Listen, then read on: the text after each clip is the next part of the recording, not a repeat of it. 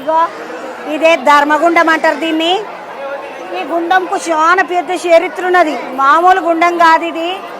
ఈ గుండంలోనే అంటే వెనకటికి త్రేతాయుగం కాలం నాడే అంటే నవనందులు నవసిద్ధులు అంటారు కదా, ఆ నవసిద్ధులు వచ్చి స్వామివారిని పెట్టినప్పట్లనే ఒక రాజు ఉంటుండేనంట, రాజరాజ నరేంద్రుడు అని.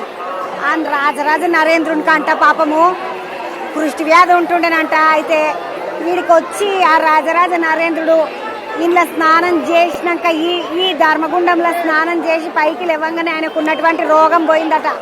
అప్పటి నుండి ఏ పాపాలున్నా ఏ దోషాలున్నా లేకపోతే ఏమన్నా రోగాలున్నా రోష్టులున్నా ఏ కష్టమున్నా కూడా అయ్యో స్వామి నేను నీ దగ్గరకు వచ్చినా నీ ధర్మగుండంలో స్నానం చేసి నీ దర్శనం చేసుకొని నేను ఏదైతే కోరిక కోరుకుంటున్నానో ఆ కోరిక మమ్మల్ని మాకు మంచిగా తీరేటట్టు చూడు స్వామి అని ఈ ధర్మగుండంలో దండం పెట్టుకున్నట్టయితే వాళ్ళ కోరికలు తీరుతాయి అంట. రాజరాజ నరేంద్రునికే ఆయనకున్న రోగం తగ్గిపోయిందంట ఇలా స్నానం చేసి వచ్చినందుకు.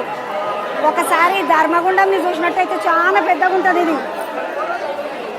గుడి పక్కకే ఉంటుంది. నడిమిట్ల చూడండి చాలా నీళ్లున్నాయి, చాలా లోతు ఉంటుంది.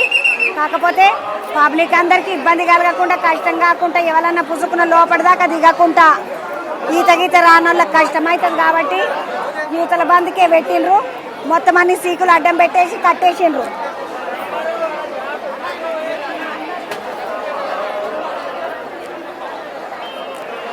ధర్మగుండంలో స్నానాలు చేసి వస్తున్నారు. ఏడికెంచి వచ్చిండ్రు చెల్లె? ఏ జిల్లా అవుతుంది? రాజన్న సిరిసిల్లోళ్ళే వీళ్ళు. అమ్మ మీరు? రాజన్న సిరిసిల్ల జిల్లా నుండి వచ్చిన మేడం. అమ్మ ఇప్పుడు మీరు స్నానాలు చేసి దర్శనం పోతారా? ఒక పొద్దులు కూడా ఉంటాం. రాత్రికి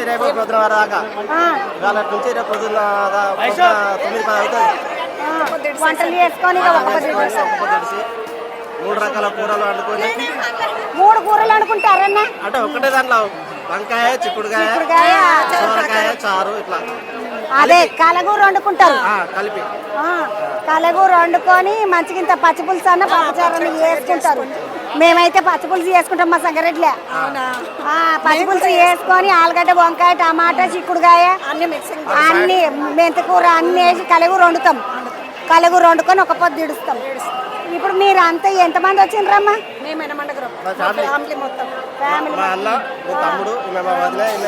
తమ్ముడు. అన్న నీ పేరేందే? నా పేరు కనకయ్య. కనకయ్య అన్న ఎట్లున్నావు? సర్పంచ్ తాళ్ళపల్లి సర్పంచ్. తాళ్ళపల్లి సర్పంచ్ అంట కనకయ్య అన్న. అన్న మంచిగా తీసుకొని వచ్చినావు మీ అన్నదమ్ములను? తీసుకొని వచ్చినాం మేడం. వింటారన్న పోరలు మీతో మరే? ఉంటాం. వింటారా పిల్లలంతా నీకు? ఎందుకంటే మా పెద్ద చెప్తే అంటారా? ఏమన్నారు? అట్లేమన్నారు. ఎప్పుడు కూడే ఉంటాం, అందరం కూడే ఉంటారు. అమ్మాయి ఇప్పుడు మరి ఇంతమంది నువ్వు వచ్చిండ్రు 8 మంది, వంటగింటి ఎవరు చేయాలి?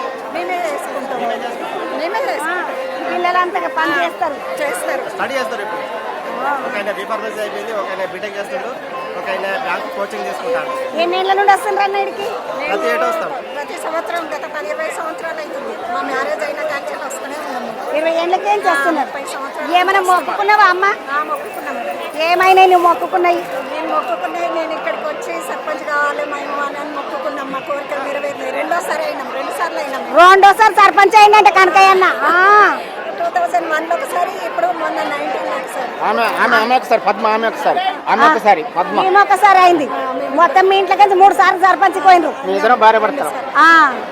అమ్మ ఇప్పుడు సర్పంచ్ గానికి మొక్కుకున్నావు మంచిగా, కానీ ఏమని మొక్కుకోవాలి? కోడ్లేగలని మొక్కుకోవాలా? కోడ్లేగలు కట్టేస్తా అని మొక్కుకున్నా, ఎత్తు బంగారం మొక్కుకున్నా. ఇప్పుడు ఈడ బంగారం ఏడిస్తారమ్మా? ఇప్పుడు కాదు, మేము మా కోరికలు నెరవేరినాక ఎంబడే వచ్చి మొక్కుకున్నాము.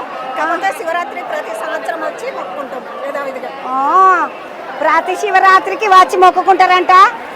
వాళ్ళ కోరిక నెరవేరితే జత కోళ్ళేగలను చేసి కట్టేస్తామని